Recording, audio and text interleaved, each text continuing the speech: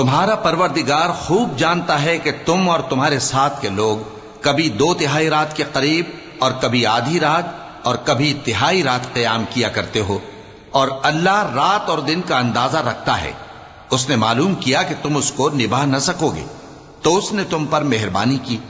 बस जितना आसानी से हो सके उतना कुरान पढ़ लिया करो। उसने जाना कि तुम में बाज बीमार भी होंगे और बाज अल्लाह के फजल यानी माश की तलाश में मुल्क में सफर करेंगे और बाज अल्लाह की राह में लड़ेंगे। तो जितना आसानी से हो सके उतना कुरान पढ़ लिया करो और नमाज कायम करते रहो और ज़कात अदा करते रहो और अल्लाह को नेक नियति से कर्ज देते रहो। और जो अमल नेक तुम अपने लिए आगे भेजोगे उसको अल्लाह के यहां बेहतर और सिले में बहुत अजीम पाओगे। और अल्लाह से बख्शिश मांगते रहो, बेशक अल्लाह बख्शने वाला है, मेहरबान है।